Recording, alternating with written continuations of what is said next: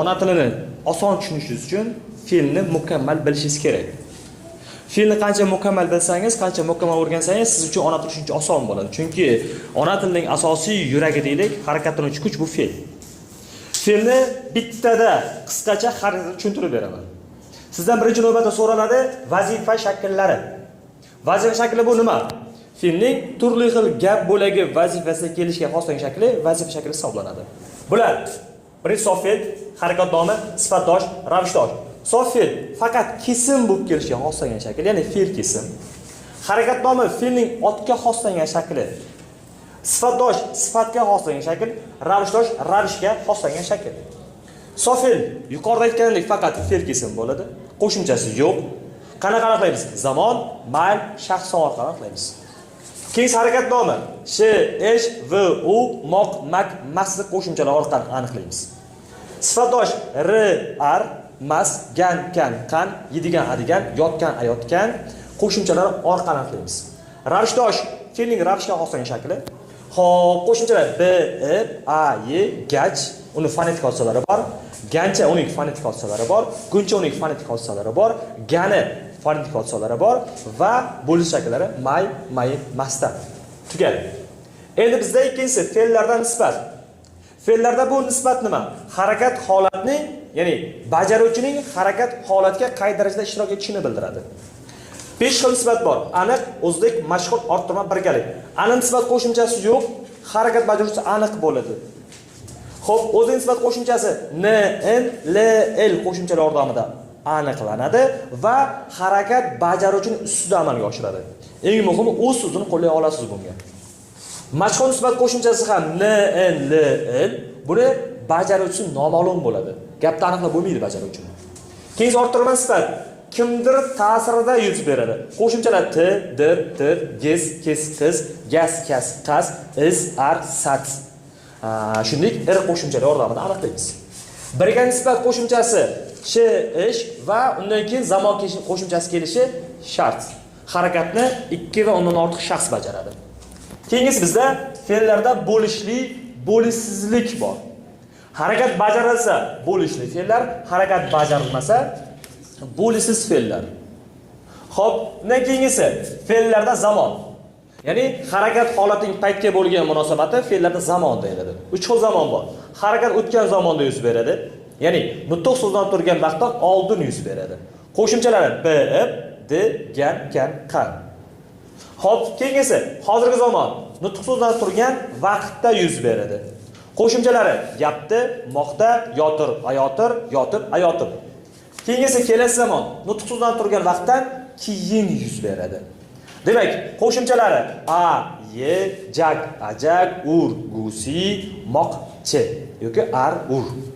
Keyingisi o'timli va o'timsizlik, ya'ni fe'llar tushum kelishdagi so'zni tobi bog'lash, bog'lamasi ko'ra ikkiga bo'linadi. Tushum kelishdagi so'zni tobi bog'lasa, o'timli fe'l, tobi bog'lamasa, o'timsiz fe'l hisoblanadi. Keyingisi fe'llardan mayl.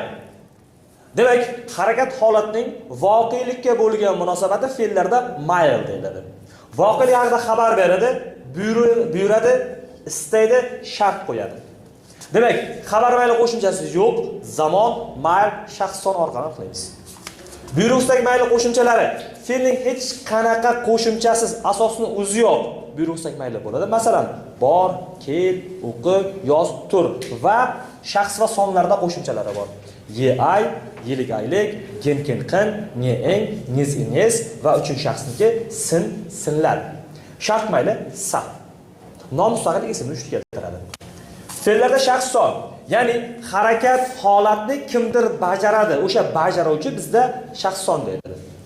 3 ta shaxs bor. Birinchi shaxs birlik ko'plik, ikkinchi shaxs birlik ko'plik, uchinchi shaxs birlik va ko'plik. Va eng muhimi shaxs sonlar 2 xil shaklga ega. Ya'ni qaysi grammatik qo'shimchadan keyin kelishiga ko'ra. Ya'ni d o'tgan zamon, sa shart mayli, edi to'liq fe'ldan keyin m, k, ne, nis shaklida shaxs son bo'lib keladi. Keyingisi qolgan holatlarda man, san, mes, siz va a, y, b dan keyin d shaxs son vazifasini bajaradi. Keyingisi yordamchi fe'llar bor, ya'ni atash ma'nosini yo'qotgan fe'llar. Bular birinchisi ko'makchi fe'l so'z qo'shilmalarida ko'makchi fe'l.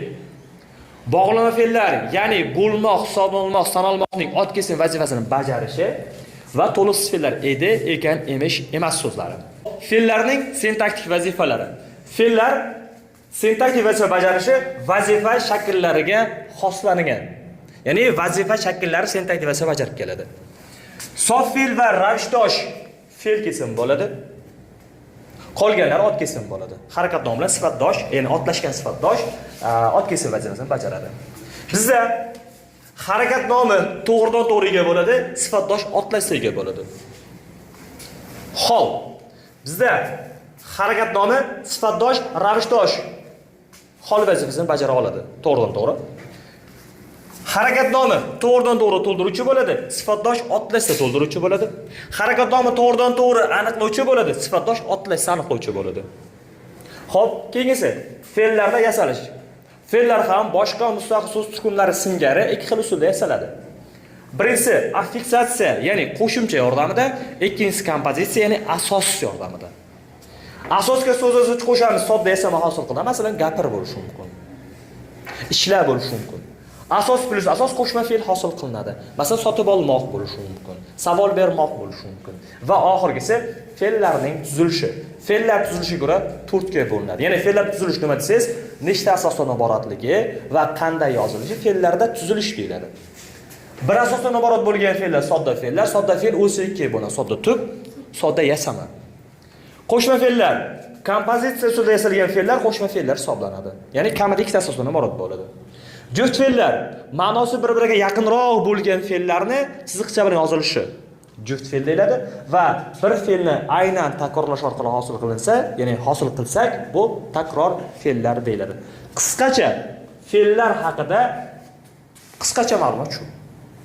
Mana shu mavzularni bildingizga siz fe'lni bildingiz va milliy sertifikat imtihonlarida yaxshigina sizga yordam beradi. Qolgan savollarni ishlashingizda ham.